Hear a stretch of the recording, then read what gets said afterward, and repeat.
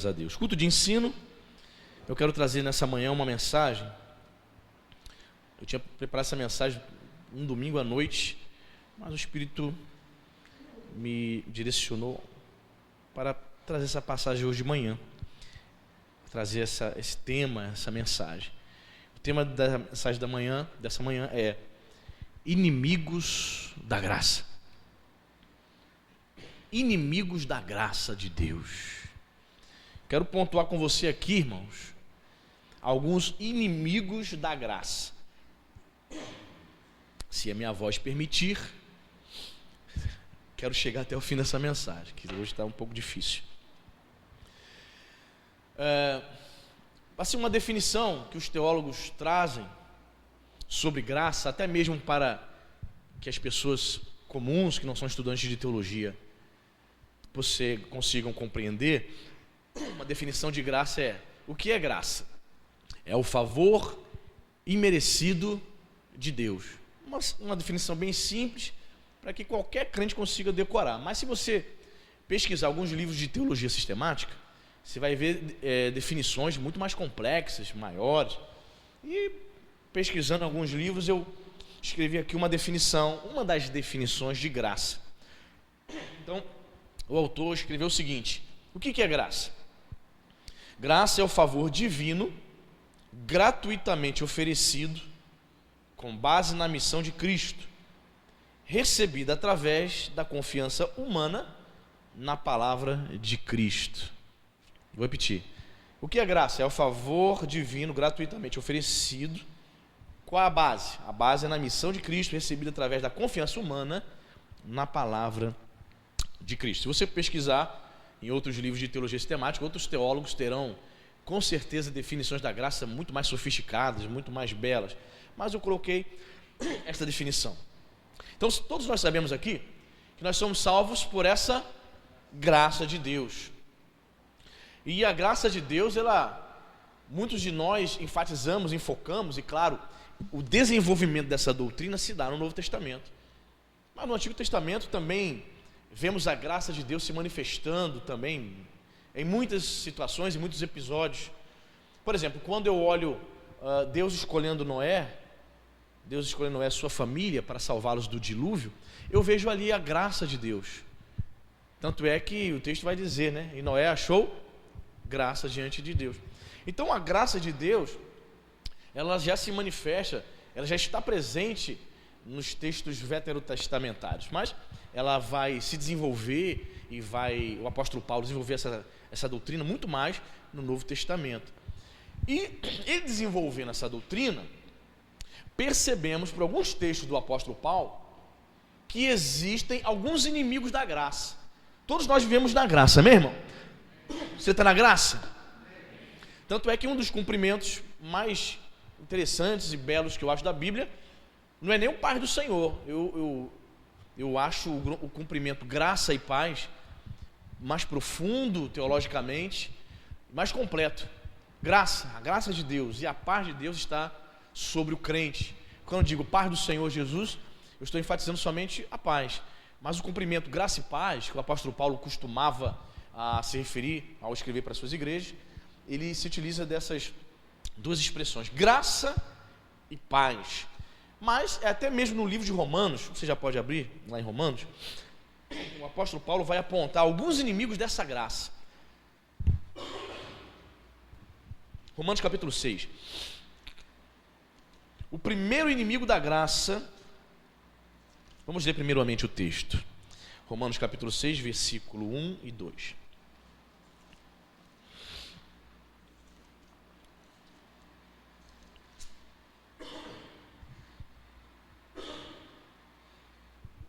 Paulo vai dizer assim, capítulo 6 de Romanos, versículo 1 e 2. Que diremos, pois? Permaneceremos no pecado para que seja a graça mais abundante? Ele responde, de modo nenhum. Como viveremos ainda no pecado, nós os que para ele morremos? O que estava acontecendo aqui, irmãos, na igreja? O apóstolo Paulo traz uma mensagem que se chocava com a doutrina do judaísmo. Quando ele começa a dizer que nós não dependíamos mais da lei e que nós éramos salvos pela graça, ele é acusado de antinomista. O que é isso? Antinomismo. Um indivíduo que é contra a lei. A palavra anti, contra, nomismo. Nomos, do grego nomos, lei. Anti-lei. Então o apóstolo Paulo foi acusado por muitos judeus de tentar destruir a lei mosaica, de destruir a religião judaica, dizendo que o crente é salvo pela graça. Então ele escrevendo, usando esse argumento, essa técnica de fazer pergunta e ele me responder na sua epístola, que diremos, pois? Ou seja, permaneceremos no pecado para que seja a graça mais abundante? Então as pessoas começaram a raciocinar equivocadamente. Bem, olha só, acompanhe comigo o raciocínio. Paulo estava dizendo que éramos salvos pela graça. Então as pessoas dizem, muito bem, já que Paulo está ensinando que eu sou salvo pela graça, e no capítulo 5, versículo 20, ele disse que aonde abundou o pecado, superabundou a graça. Então já sei, eu vou viver a vida moda Bangu, vou viver de qualquer maneira. Então eu quero pontuar aqui, irmãos, Paulo corrige isso. Por causa disso eu vou viver no pecado? Ele fala, de modo nenhum.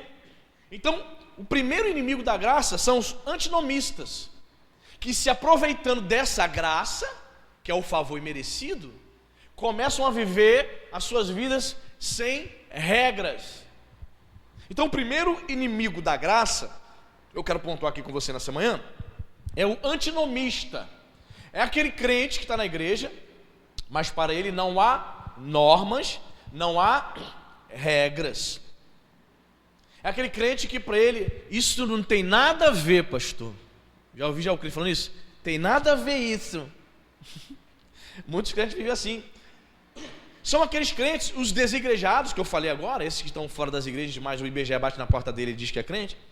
Eles são antinomistas. Por quê? Porque eles não querem seguir nenhum líder.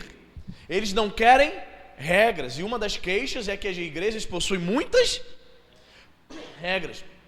Eles vão dizer, a graça de Deus está sobre minha vida. Eu não preciso de líder, nem de igreja, de ninguém dizendo o que eu devo fazer. Eles são antinomistas. São pessoas que acham que podem abusar da graça. Então é um perigo. Quantos crentes não estão hoje vivendo no pecado, sai da igreja e vai direto para um motel para se relacionar com a sua namorada, sua noiva, dizendo-se crente, porque eles falam assim, não, a graça de Deus, Deus sabe, né? Ainda bem que tem uma graça de Deus, posso ficar pecando aqui à vontade. Quero dizer para você, meu irmão, que a graça de Deus não te libera para pecar. A graça de Deus perde os seus efeitos quando eu vivo continuamente, deliberadamente, como diz lá em Hebreus, no pecado. Chega um momento que a minha vida dissoluta, ela simplesmente anula a graça de Deus. Ou seja, para que o efeito da cruz, da graça, possa predominar na nossa vida, eu tenho que corresponder com o que Ele diz para mim. Então, irmãos, a vida cristã, ela possui uma lei sim. Muitos daqueles crentes em Roma estavam dizendo, Paulo, você está dizendo que agora a gente não precisa viver na lei. Ok, então eu vou fazer o que bem entender. O que eu bem entender eu vou fazer. É isso, irmão? Não. Quer ver a prova? Abra aí a página do lado, Romanos capítulo 8.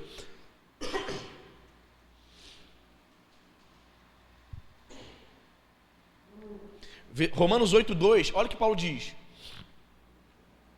Porque a lei do Espírito da vida em Cristo Jesus te livrou da lei do pecado e a lei que rege a minha e a tua vida hoje é a lei do Espírito da... Percebe, irmãos? Os antinomistas são aqueles que dizem que não há lei, não há regras, não há norma. Há lei sim. Qual a lei que nós estamos vivendo hoje? Qual a lei que rege a nossa vida hoje? A lei do Espírito. A lei do Espírito da vida, ela vai te dar algumas diretrizes, irmãos. Vou te dar um exemplo. Há muitas coisas na Bíblia que você não encontra uma resposta direta. Pá! Você não encontra. Por exemplo, A Bíblia não diz, não fumarás. Diz. Até porque o cigarro é uma invenção recente da Idade Média. Então a Bíblia não diz, não fumarás. Como é que eu sei? Como é que eu sei que eu não posso fumar? Como é que você sabe? Se uma pessoa te perguntar se você pode fumar, você diz, não, porque você sabe que crente não fuma. Mas você saberia explicar, mostrar um texto bíblico, mesmo sabendo que na Bíblia não está escrito não fumarás? Pastor, vou mostrar aqui que eu sou regido pela lei do Espírito e vida. Sim, tem algo a mais. Qual é o texto que eu vou usar? Você pode usar aquele texto de Paulo: todas as coisas me são lícitas, mas nem todas me convêm. Argumentando assim, você diria, o cigarro comprovadamente faz mal ao meu corpo.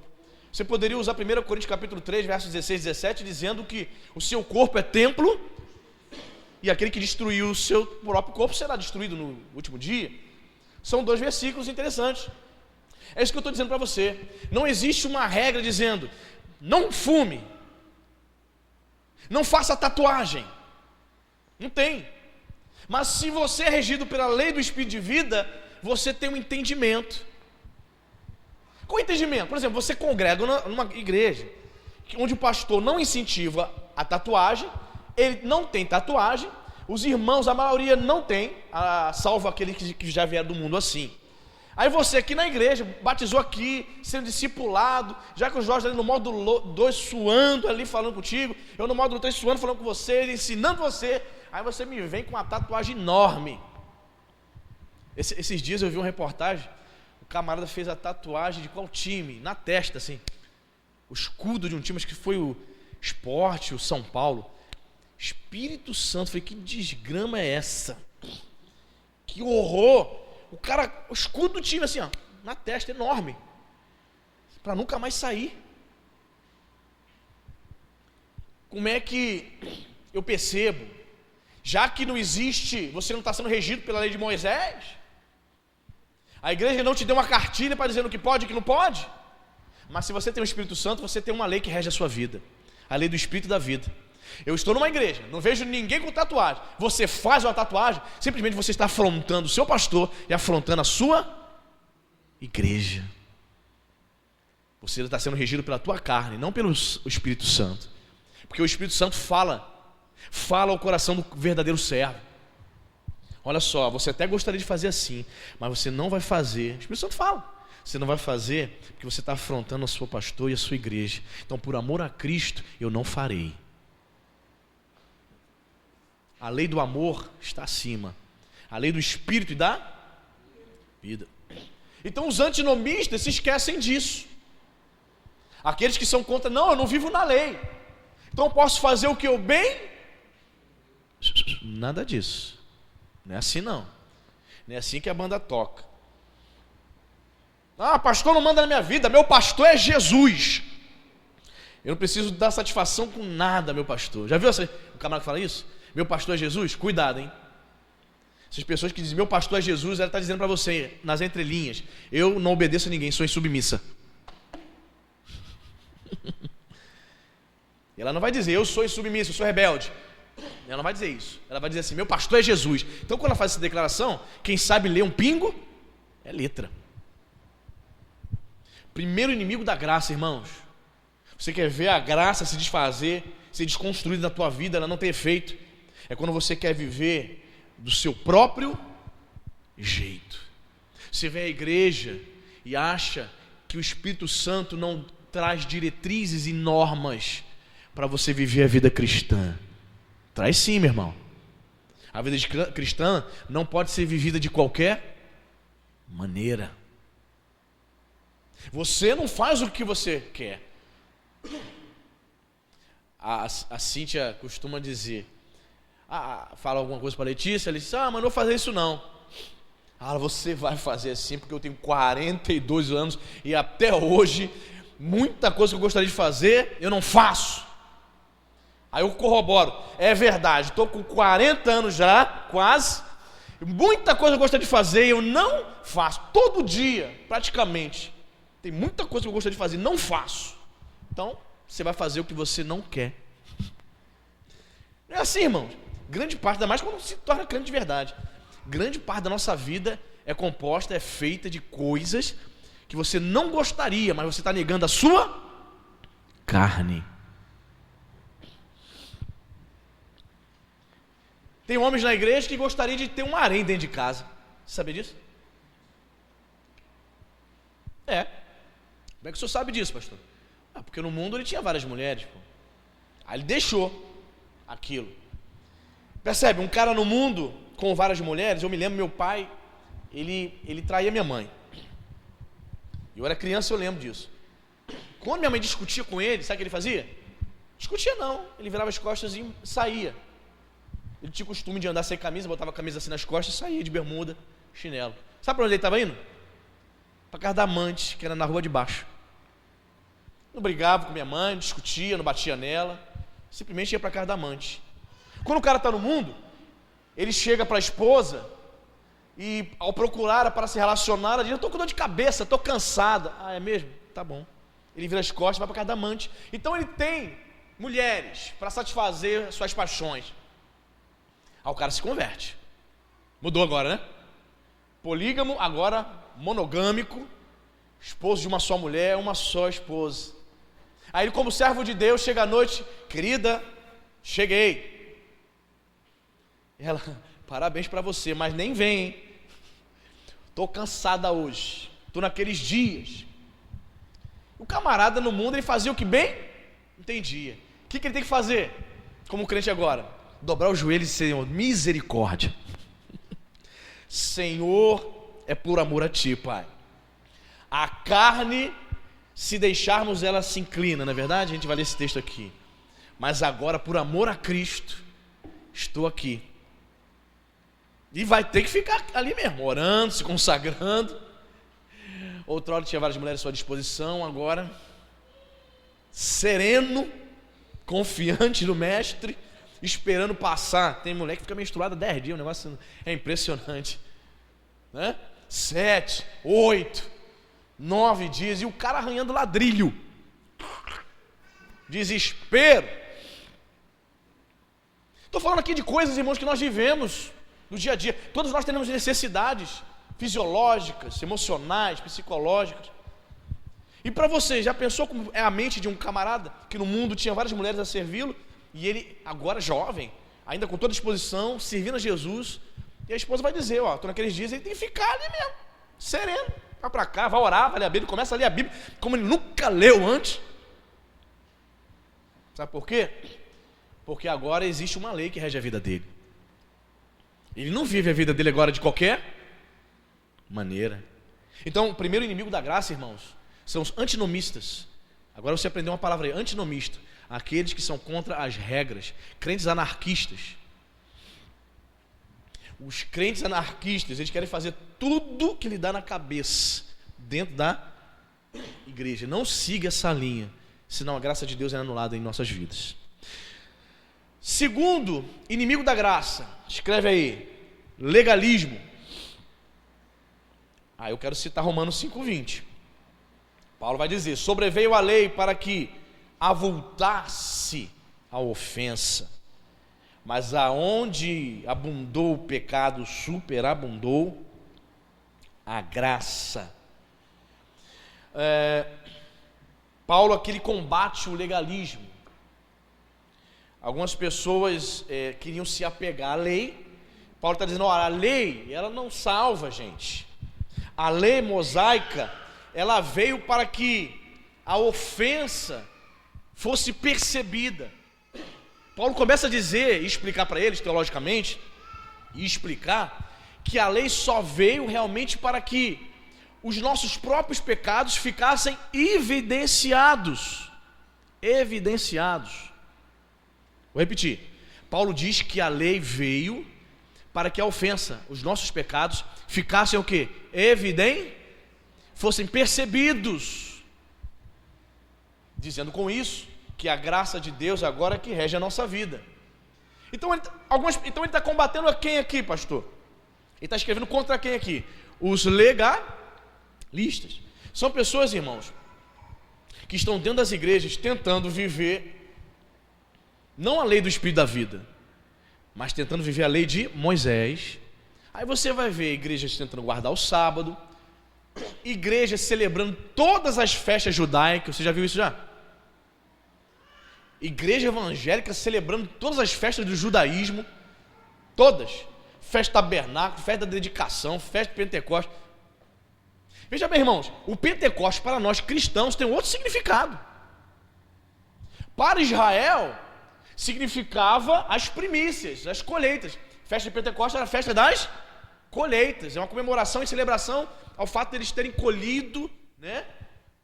Ali, terem tido uma excelente colheita. Então era chamada festa das colheitas. Para nós crentes, a festa de Pentecostes tem outro significado. Como crentes, se nós relembrarmos do Pentecostes, no que diz respeito a Ato 2, ok. Mas para nós, crentes, vivemos a graça, temos um pacto com Cristo, vivemos um novo pacto, uma nova aliança. Comemorarmos as festas judaicas é tentarmos viver na lei. Então você vai ver muitos crentes legalistas. Eu ouvi, eu não sei se você já leu a respeito, que igrejas pequenas, sabe? Lá no interior do norte. Imagina, irmão, uma igreja lá no interior de Belém, imaginou? Uma igreja lá no interior do Maranhão. Imagina, Alagoas, distante. Já ouvi casos de que nessas igrejas o pastor leva para o altar ovelhas e sacrifica em cima do altar. Quem já ouviu sobre isso? Já, irmão?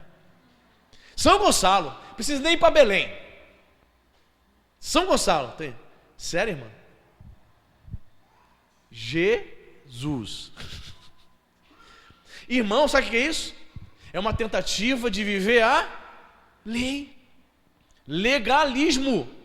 Quando um pastor, imagina, irmão, coisa absurda, um pastor leva um bichinho para o altar da igreja, ele sacrifica o animal, ele aspergiu o sangue sobre as pessoas também, como os sacerdotes do antigo.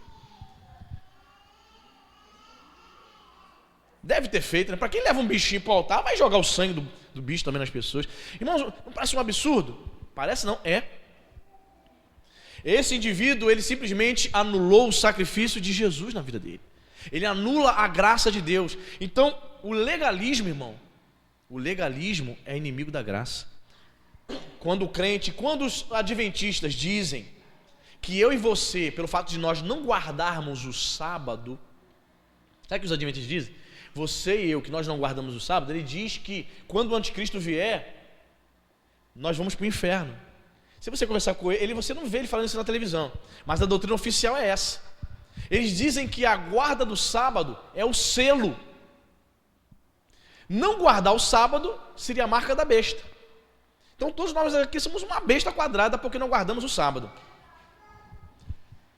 A garantia de que eles serão salvos é a guarda do sábado. É muita petulância. É viver no legalismo. Isto aniquila e anula a graça de Deus na nossa vida, irmão. Qualquer tentativa de seguirmos a lei de Moisés é inútil para alcançar a salvação. Ah, pastor, eu estou seguindo umas regras aí. Eu já todas as vezes que eu estou num período menstrual, eu me sinto uma mulher impura. O meu marido nem me toca. Sabe onde está escrito isso? No Antigo Testamento. A lei de Moisés considerava o período da mulher, o período menstrual, ela se tornava impura. O homem não poderia tocar nela. Então, algumas mulheres que começam a ler algumas coisas desse tipo e começam a trazer, essas coisas foram abolidas pela graça de Deus, irmãos. Qualquer tentativa de tentar viver algum tipo de lei, a lei de Moisés, ou até mesmo lei humana. Por exemplo, se eu chegar aqui e disser para você assim, você só será salvo se você somente andar, os homens, de calça comprida e as irmãs só de saia. Legalismo. Se Jesus voltar, tem pastor que prega aí. Irmãos, eu já ouvi isso, estou falando porque eu já ouvi isso. Eu visitei uma igreja quando eu estava saindo. Quando eu estava saindo da igreja da minha adolescência, procurando uma igreja, para me poder vir para uma nova vida. Eu entrei numa igreja, o pastor foi na escola dominical. Cheguei no domingo de manhã, o irmão estava dando aula na escola dominical, uma igreja tradicional. Aí começou indo bem, seguindo ali a revistinha. Aí ele falou, tem irmão que não é salvo, porque fica andando de bermuda na rua. Eu falei, meu Deus do céu, começou, pronto, estou no inferno. Me mandou para o inferno. Porque tem irmã que continua usando batom, botando brinco. Isso é legalismo, irmão. Porque as escrituras, elas não falam a respeito dessas coisas. Teve um certo pastor, um pastor antigo da Assembleia de Deus, senhorzinho, no tempo em que na Assembleia de Deus o crente não podia tocar bateria, não podia fazer nada. Ia uma praia, um cinema, coitado, era excluído. E esse pastor chegou para o pastor Marco Feliciano, e o Marco Feliciano numa pregação falou sobre isso.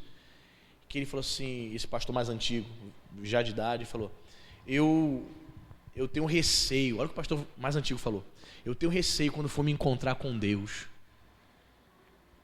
Aí o Marco Feliciano, por quê? Das almas que eu vou ter que prestar contas com Ele, que eu mandei para o inferno, mandei para o mundo, porque eu excluí da minha igreja, porque jogou futebol, porque botou uma bermuda, porque botou um brinco, porque passou um batom. Foram excluídas. E essas pessoas, qual é o propósito da exclusão, irmão? Quando uma pessoa é excluída da igreja, o propósito é restauração. Exclui do hall de membros, mas a pessoa precisa ser supervisionada, cuidada, tratada. Mas no geral o que ocorre? Ainda mais quando o pastor fala, sai porque eu te pegar nadando de bermuda, você está excluída da igreja.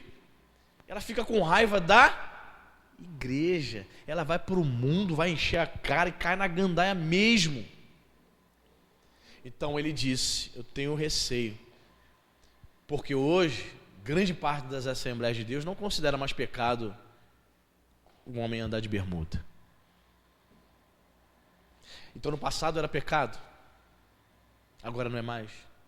Como é que é isso? O legalismo,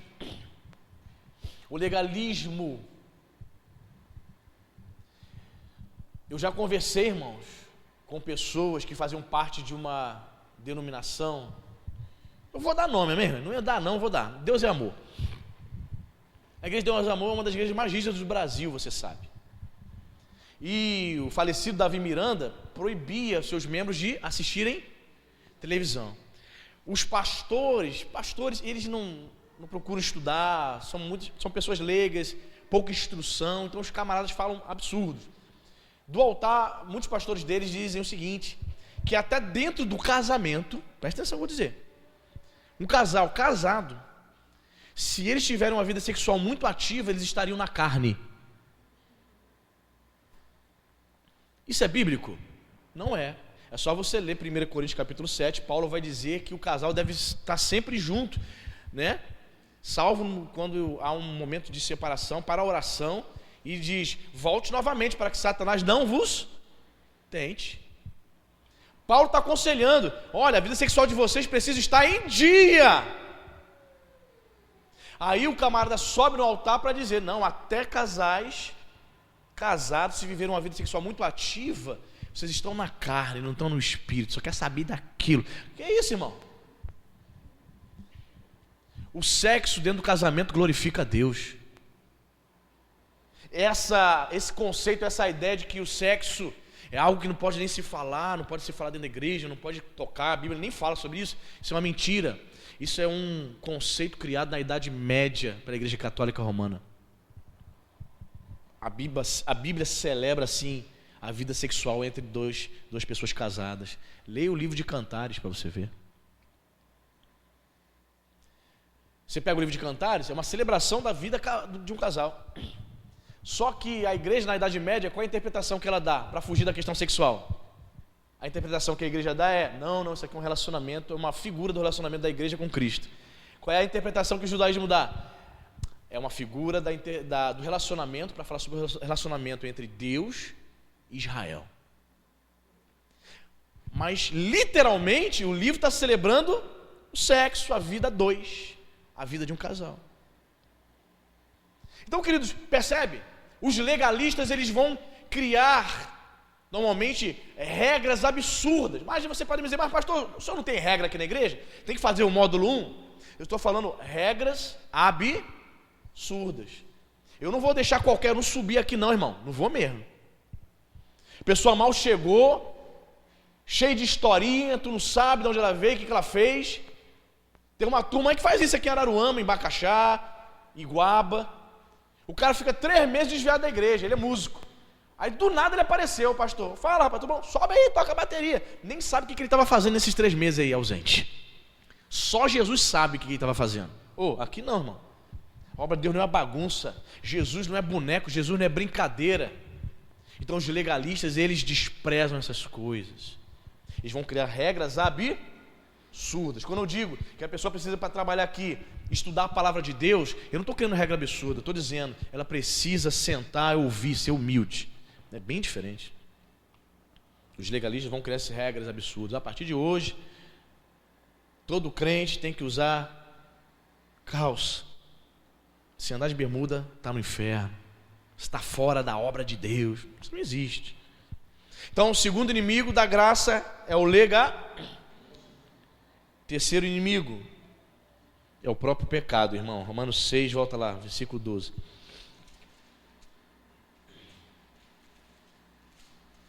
Romanos 6,12, Paulo vai desenvolver esse tema. Ele fala: não reine, portanto, o pecado em vosso corpo mortal, de maneira que obedeçais às suas paixões, nem ofereçais cada um os membros do seu corpo ao pecado como instrumentos de iniquidade, mas oferecei-vos a Deus como ressurreto dentre os mortos, e os vossos membros a Deus como instrumentos de justiça.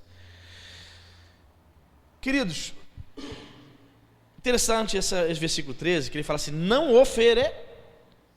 Ele está dizendo, irmãos, essa palavra oferecer também no grego significa dedicar. Não dediquem, não ofereça os seus membros, o seu corpo para pecar.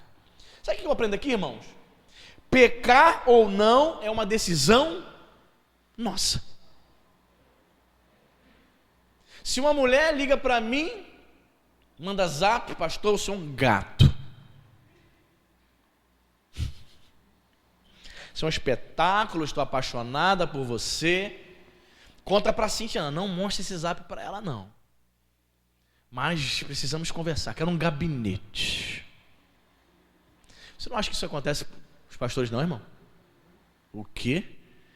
Lá em Olaria, o bispo Francisco ia receber os dízimos das irmãs, a irmã entregava o dízimo e um bilhetinho: quero sair contigo, bispo. Você é um gato. Fiel nos dízimos, nas ofertas, mas querendo derrubar o pastor. Caramba. Muito bem. Querido, primeira atitude, qual seria a minha primeira atitude, irmão, no caso desse? De cara mostrar para a Cíntia, né? Eu ficaria com um pouco de receio, porque ela acha que ela ainda queria conversar com a mulher primeiro. Não ia conversar com ela, primeiramente? Orientar. Uma orientação bem... Eu vou aqui corrigir, porque está sendo filmado, não é isso. É com de ensino. Então precisamos orientar de fato, de verdade. Precisamos realmente orientar essa irmã. Eu ia chegar, ia mostrar, Cíntia, aqui, ó. Nunca dei confiança para ela, mas vamos lá conversar com ela. Iríamos orientar, dizer, minha irmã, a irmã está equivocada, a irmã está carente, né? Então a irmã está confundindo, né, o seu líder espiritual, pelo fato de estar ali dando toda a atenção. A senhora focou num ponto errado, então a senhora acha que está preenchendo o seu vazio, etc. Iremos orientar, isso não é de Deus. E se for casada ainda, Jesus de Nazaré, minha irmã, toma tenência, porque a senhora pode estar destruindo o seu casamento. Vigia na terra e no céu, aleluia. Iria dizer para ela isso, com todo carinho, com todo amor, né? Toma jeito. Minha esposa que está aqui do lado, atenta a todos os apps. Ela olha.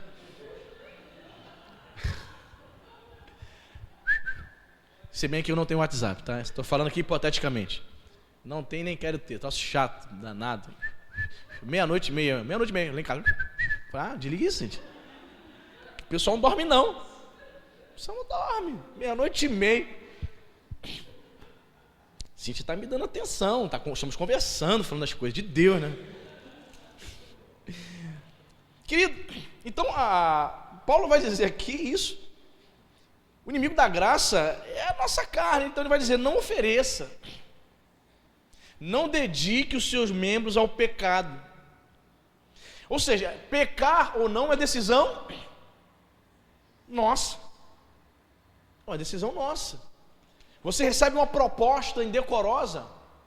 Você, mulher de Deus, no trabalho, recebe uma cantada. É você que decide. O diabo não vai te pegar pelo braço, botar você dentro do carro do cara para ir para um motel contigo. É você que decide se vai ficar dando confiança para as cantadas dele. É você. Você pode dar um corte na hora ou ficar como Sansão, brincando com o pecado, alimentando. O nosso perigo é quando a gente alimenta as setas do diabo. O perigo é quando nós alimentamos as setas do diabo. Joga uma seta. Você olha uma pessoa dentro da igreja, uma pessoa bonita. Show. Claro, você é homem ou você é mulher, sente-se atraído para o sexo oposto. Até aí, ok, natural. Mas o problema é quando você alimenta a seta. Você já vem para a igreja pensando em ver a pessoa. Perigoso, mano. Tem que repreender em nome de Jesus. Entendeu? Por quê? Porque vamos alimentando. O problema de Sansão foi que ele ficou alimentando a brincadeira, brincou com o pecado, até que chegou o momento que Dalila conseguiu a confissão dele. Ok, meu cabelo, tem um voto com Deus, pode cortar. Aí você sabe o que aconteceu com ele, né? Então a gente precisa tomar uma decisão. Quando recebe uma seta, você tem que dizer não. É difícil? Não é fácil. Você está lutando contra a sua própria carne, suas próprias paixões. Sua natureza caída, o tempo todo deseja fazer o contrário, o oposto da vontade de Deus. Mas é uma luta, irmão. A vida cristã é de luta. Por que você acha que tem pastor com 30 anos de ministério caindo ainda em pecado? Era para ter uma noção, né? Pô, o cara pastor, prega há 30 anos, casado, vô, já tem filhos, netos, já era para ele estar o quê? Imune contra o pecado. Enquanto estivermos nessa vida aqui, irmão, a única coisa que nos torna, não posso dizer imune, mas seguros, é o Espírito de Deus na nossa vida, é o temor a Deus, né? Ninguém está imune, todos nós estamos sujeitos. Então o crente precisa realmente estar tomando cuidado. Tomando cuidado. Quantos pastores fui fazer gabinete com mulheres lindas e a mulher, pastor, estou tendo um problema em casa com meu marido. A gente lê livros de pastores falando sobre isso. A mulher linda, espetáculo, linda, linda, linda. Estou tendo problema, estou tão carente, pastor. Olha, irmão, imagina, uma mulher linda que atrai os olhos no gabinete, falando, pastor, eu estou muito carente. Pastor, tem que ser muito de Deus, tem que estar vigiando, né? Muito, no óleo, né? Ele dizia assim, meu irmão, mas essa carência, Jesus é que cuida, né, minha irmã? Somos nós, irmãos, que decidimos se pecamos ou não. A decisão é nossa, alimentarmos a possibilidade de uma queda. Porque o inimigo, ele fica nos cozinhando no banho-maria, né? Ele não ataca logo de vez, pá! A pessoa, presta atenção, ela não cai assim diretamente. Vamos supor que o André seja uma mulher. Ele nunca me deu confiança. Não vou usar aqui outro exemplo, Cíntia. Porque eu falo assim, vamos supor que ele é André. Não, um mau exemplo. Usando um exemplo, vamos supor a Cíntia é membro da igreja.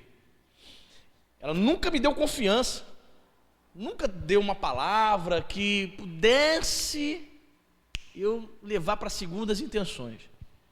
Jamais eu, como homem, vou chegar. Oi, Cíntia, vamos para o bate-caverna, para o motel hoje? Jamais, ela vai me dar uma pranchada na lata. Eu vou falar com o pastor, você é um maluco, um tarado dentro da igreja. As coisas primeiro vão se cozinhar.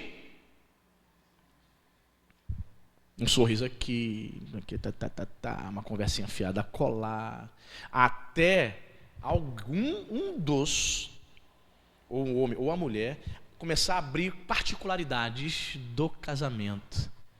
Quando a outra está interessada na outra, começa a falar mal do próprio casamento. Eu não estou bem em casa.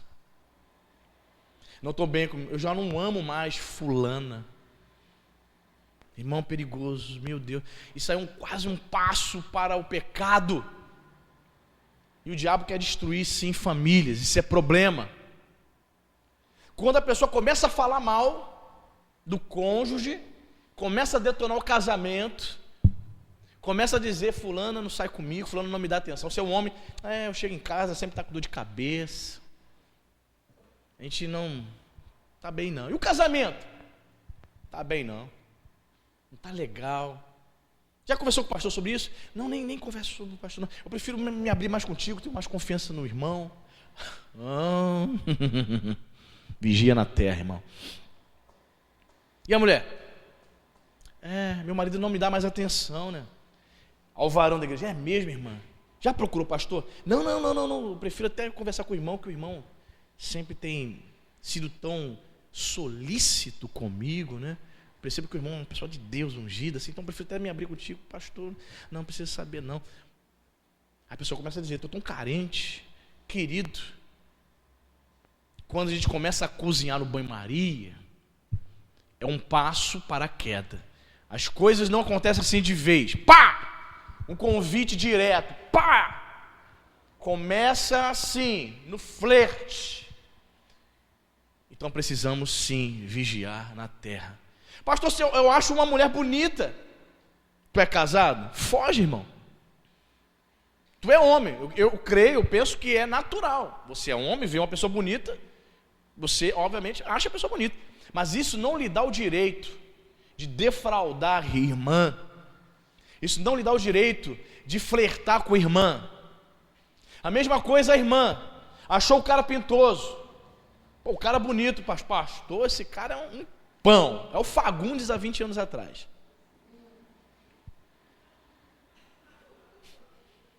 Minha mãe que ficava dizendo, esse Antônio Fagundes é um pão. Eu falei, mãe, toma jeito. Você acha ele, você começa a comparar aquele jovem, começa a comparar aquele outro varão, aquela pessoa no trabalho. Estou falando trabalho e igreja. As pessoas pensam que dentro da igreja não tem tentações. Acho que o diabo não ataca você, não ataca as pessoas dentro da igreja, nessa questão sexual. Por quê? E é um pecado terrível. Por quê? Porque é um pecado que destrói famílias, causa escândalo na igreja. Percebe isso, irmão? Não ofereçais. Paulo está dizendo, não dediquem, não ofereça. Quem decide se vai pecar ou não, se vai dar brecha ou não, é você. Percebe? Vocês que são jovens, namora, daqui a pouco pode estar namorando também. Como que é o namoro do crente? Vai ficar sozinho no ambiente com a menina? Tudo bom? Vim te ver. Mamãe não está em casa não. Tá bom, depois eu volto. Essa é a postura do crente, né? Se não vai para casa, não vai ficar sozinho com ela não, filho. Como diriam os jovens, vai dar ruim. Quer namorar só no escuro? Não presta. Tem que realmente namorar no ambiente iluminado, procurar sempre estar saindo e namorar na pracinha. Por quê? Ninguém é de ferro. Quanto mais o tempo passa no namoro, eu penso que o crente tem que casar rápido. Quanto mais o tempo passa, mais intimidade ele adquire. E quanto mais intimidade, mais vontade de fazer terá. Mais vontade de partir para os finalmente. E fazendo isso antes do casamento é pecado. Então, querida, graças a Deus aqui a maioria dos casais, os irmãos aqui são casados, né? Temos poucos jovens solteiros namorando. Somente o Léo namora com a Mari. A maioria das meninas são solteiras, mas são palavras que você tem que guardar no coração. Casado, pastor, eu acho que não tem problema, eu sou invencível, eu sou super-homem, pastor, amo minha esposa, estou casado com ela, parabéns para você, continue assim, continue orando também, vigiando, ninguém está imune. Estou fazendo 20 anos de casado agora, dia 25. Pastor, o senhor ama assim, está com ela já há 20 anos de casado, mas 2 anos entre namoro e noivado, são 22 anos ali, que maravilha, o senhor está imune, o senhor jamais vai cair, porque eu tenho que vigiar na terra, justamente para que isso não aconteça. Então Paulo aconselha e diz que a carne, irmãos, o pecado, ela é o terceiro inimigo da graça. O quarto inimigo é a própria carne. Está em Romanos 8:5. Romanos 8:5. Porque os que se inclinam para a carne cogitam das coisas da carne, mas os que se inclinam para o espírito das coisas do espírito. Porque o pendor da carne é para a morte. Olha só, irmão, o pendor, ou seja, a inclinação da carne dá para a morte, mas o do espírito para a vida e paz. Por isso, olha o que Paulo vai dizer, o pendor, ou seja, a inclinação da carne é inimizade contra Deus, pois não está sujeito à lei de Deus e nem mesmo pode estar. Essa palavra pendor, a versão NVI, se não estou enganado, ela traduz assim, a maneira de pensar da carne.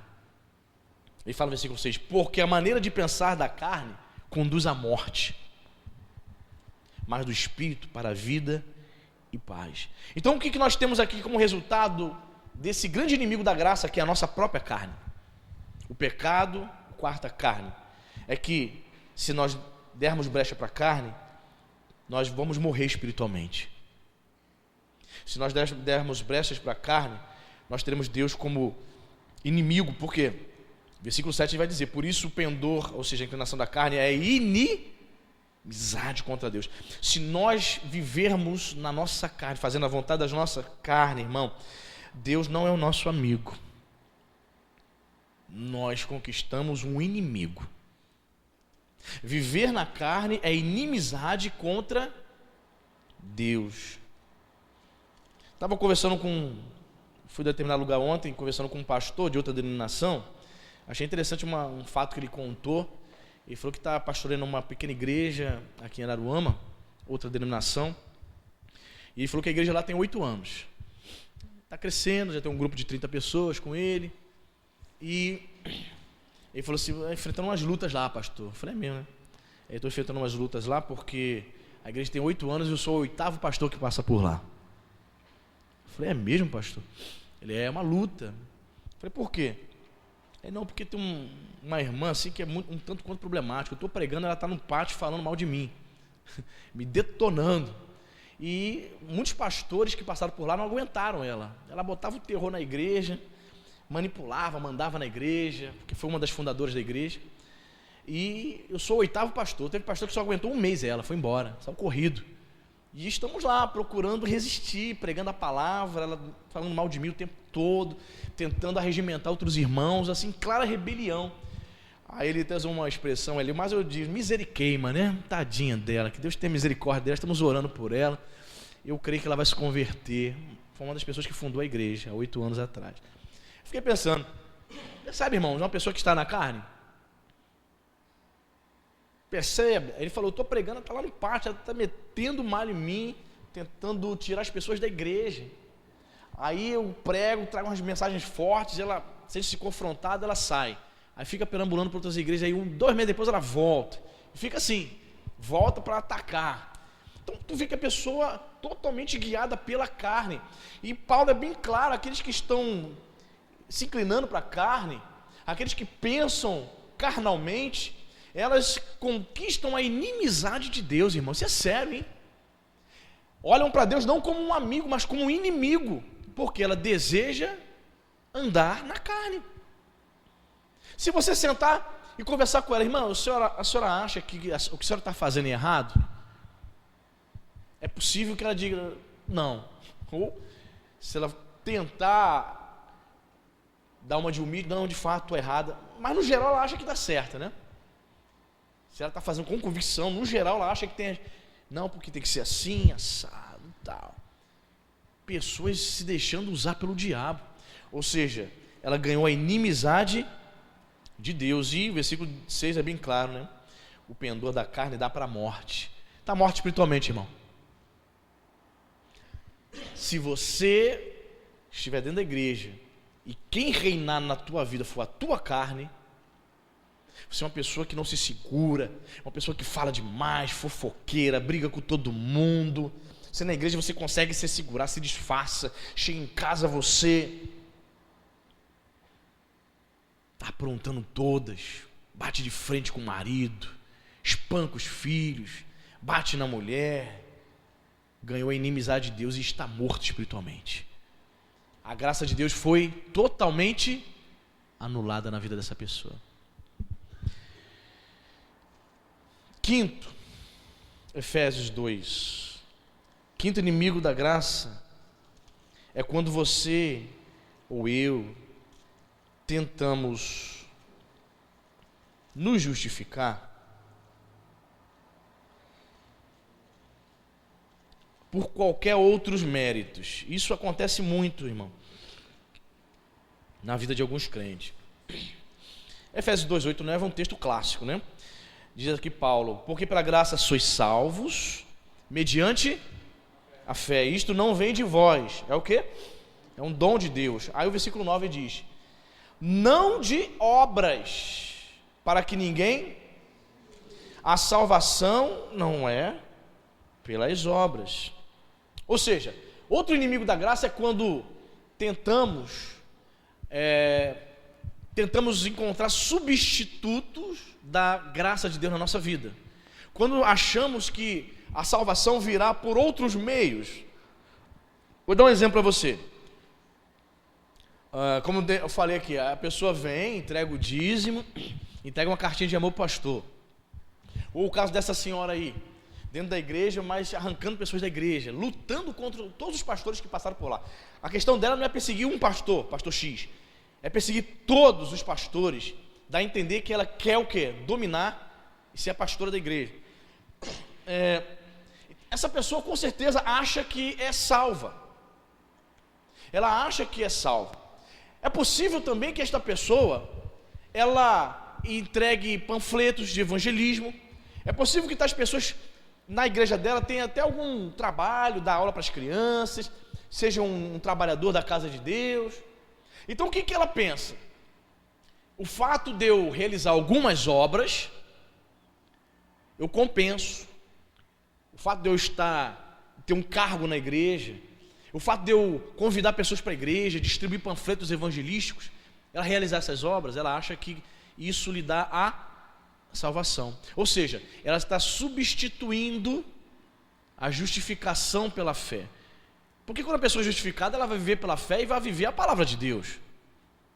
Caso contrário, ela vai tentar realizar obras religiosas, não vivendo no Espírito, percebe? E o que ocorre? Ela substituiu a graça de Deus. Então ela não é salva, ela não foi justificada. Paulo está dizendo aqui, olha, a salvação é pela graça.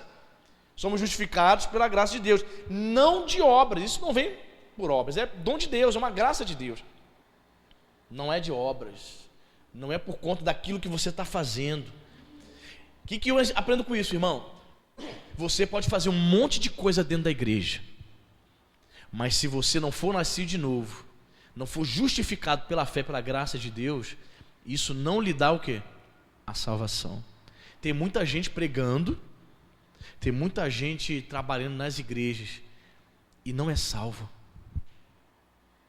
porque ela não entende que a salvação é pela justificação, que é pela fé, que é ser guiada, regida pela lei do Espírito da vida. Ela não entende isso. Ela é religiosa. É como uma pessoa que está na igreja católica. Ela acordou mais cedo do que eu e você. Ela estava na missa das 6 hoje. Ela acordou 4:30 da manhã, 5 horas da manhã. Estava lá com o terço, religiosa, obras. Acendeu uma vela. Amanhã, segunda-feira, acende uma velinha para as almas. Religiosa, realizando obras. Faz parte do movimento carismático, vai a encontros, retiros espirituais do movimento católico, ajuda o padre na missa. Obras. Mas não é salva. Ela é regida pela carne dela, pela religiosidade, não teve o encontro. Então, é um inimigo da graça. Isso tudo que ela está vivendo anula a graça de Deus. O efeito, os benefícios da graça não estão sobre a vida dela. Jesus combateu muito isso. Religião. Embora a palavra religião, uma palavra, o sentido dela é muito bacana, significa religar, né? Ligar novamente. Mas a religião em si não salva. Mas sim um relacionamento com Deus vivo, amém, irmão? E por último, Hebreus 12:15, o sexto inimigo da graça, sabe o que é? Você vai ler comigo. Hebreus 12:15.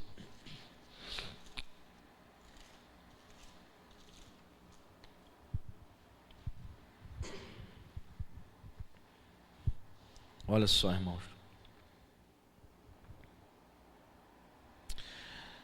Atentando, Hebreus 12:15, diligentemente, porque ninguém seja faltoso, separando-se da graça de Deus, nem haja alguma raiz de amargura, que brotando vos perturbe, e por meio dela muitos sejam contaminados. Irmãos, Paulo, ó, o autor da Epístola aos Hebreus, para muitos é Paulo, né? Ele diz que existe uma coisa que nos separa da graça, que anula a graça, é inimigo da graça. O que é? Raiz de amargura. Sabe o que é raiz de amargura, irmão? Pessoas que têm mágoa no coração. Ela está dentro da igreja, ouvindo mensagem após mensagem, mas tem uma mágoa com o pai. Tem uma mágoa com a mãe. Tem mágoa do cunhado, da sogra, da nora, do genro. Tem mágoa de parentes, mágoa do vizinho, mágoa do patrão. Raiz de amargura. Eu me lembro que certa vez o bispo Volney falando sobre isso, ele disse que viu uma pessoa desmaiar de raiva. Ele falou que a pessoa estava tanta raiva. Caiu. Desmaiar de ódio, desfalecer. Deixa, me segura, não, eu vou atrás dela. Desfaleceu. Tanta raiva, de tanto ódio. Assim, eu vivenciei, irmãos, assim, umas experiências de briga de vizinho na minha infância, adolescência, onde minha mãe fazia parte dessas brigas. Mas não era briga só de bater boca, não. Era de partir para cima. Eu me lembro com 15 anos, minha mãe foi querer pegar a vizinha lá da frente, partiu para cima dela. Eu agarrei minha mãe. Você não vai. Ela me larga, eu quero arrasar com ela. Eu vou pegar. Meu Deus do céu. Falei, mãe, tem misericórdia, para com isso. Eu segurando ela. Eu segurei, ela ficava com as perninhas assim para cima, assim. Eu segurei ela, entendeu? Eu levantei ela. 15, 16 anos. Mas eram briga com os vizinhos, briga com a cunhada, tinha minha tia. Eu ainda, 6, 7 anos, a minha tia chegou certa vez e veio discutir com a minha mãe, não sei por que carga. Entrou no quintal, eu estava na sala, e essa minha tia veio com um vaso de planta, com a terra molhada, terra preta, lama, então era uma lama. Ela começou a discutir com a minha mãe, não sei o que, e fez assim, ó. Jogou a lama, fez assim na televisão lá de casa. Eu vou acabar com ela. E tal, eu falei, Jesus, por que as pessoas alimentam tanto ódio, tanta mágoa? E quando era no Natal, a minha tia via, ficava sem falar o ano todo. A minha tia chegava no Natal, Feliz Natal. Minha mãe, essa falsa, eu não quero falar com ela. Como as pessoas guardam rancor, ressentimento, né? Tem isso também, né? As pessoas aí fora têm isso, né? Ela apronta, ano novo, feliz ano novo. Porque é o momento dela tentar se reconciliar, né? Quando vai, né? Mas o crente está imune a essas coisas, irmãos? Não está. Não está, porque o apóstolo está ali dizendo claramente, olha, ninguém seja faltoso. Ninguém dê esse mole, ninguém vacile nessa questão. Ninguém. Porque uma coisa pode separar você sim da graça de Deus. O que é? Raiz. Olha, ele vai dizer que brotando, ela brota. Ela brota, ela nasce. O que o texto bíblico está dizendo aqui? Que embora nós estejamos com o nosso coração limpo, o diabo pode jogar uma seta para que brote, mesmo você sendo crente.